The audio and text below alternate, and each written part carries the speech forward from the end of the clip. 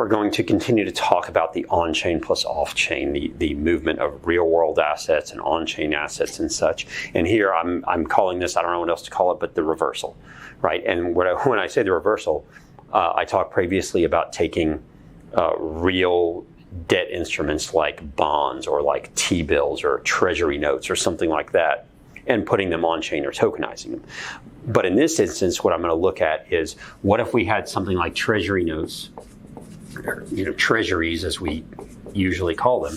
And these are, of course, I'll say this all kind of tongue-in-cheek, these are supposed to be no-risk loans or zero risk loans. And now, as I'm currently recording this, interest rates have moved up. Treasury rates have moved up significantly, and rates in DeFi have not necessarily moved up. So what this means is there are DAOs, right? DAO would be an organization, a decentralized organization that has a wallet or several wallets that has a good deal of funds in there, a good deal of funds that could be in their native token. It could be in ETH, it could be in Bitcoin, it could be in something else. A lot of times it's in USDC or DAI or some sort of stable coin.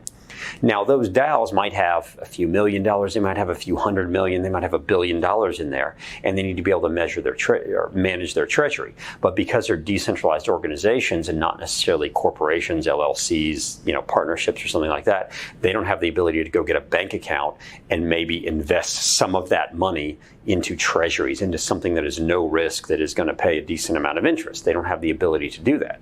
So what we're seeing is protocols like Maple and Ondo are taking treasuries. They're taking in, they're buying treasuries over here in this pool. They're taking in something in the form of, say, USDC, and creating an intermediary here essentially, and going from USDC to cash, and then holding treasuries in here, such that anyone who has contributed, anyone who has invested here is now earning the interest that these treasuries paid.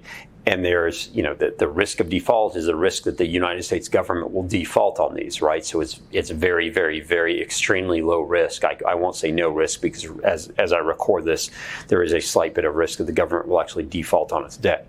But for the most part, DAOs don't necessarily, at the moment, want to invest on-chain where they're only going to get maybe 1 or 2%, again, at the time that I'm recording this, but treasuries are paying 4 and 5%, so why would they not want to take a no-risk loan? But again, they can't get a bank account to go do this. They can't get an investment account to go do this because they're not a corporation. So we're seeing this idea of, let's take DAO treasuries, contribute to a pool. In that pool, they will convert USDC to dollars and use those dollars to buy treasuries and hold those in a separate pool, hold those in an account.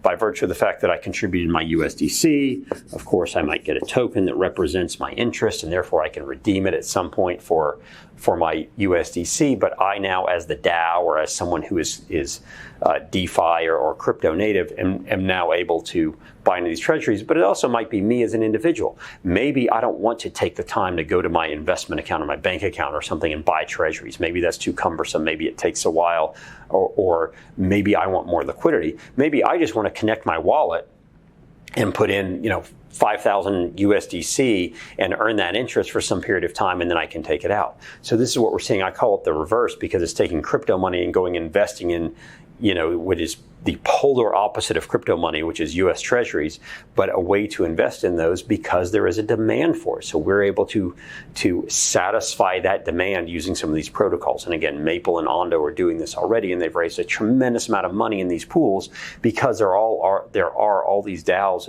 all over the world that have hundreds of millions, if not billions of dollars in them, and they want to get some risk-free return on their money. It's not all of it, but they want to get some risk-free return, and this is the way they can do it. It's bringing the most off-chain asset we could possibly think of and making it an on-chain able, I guess.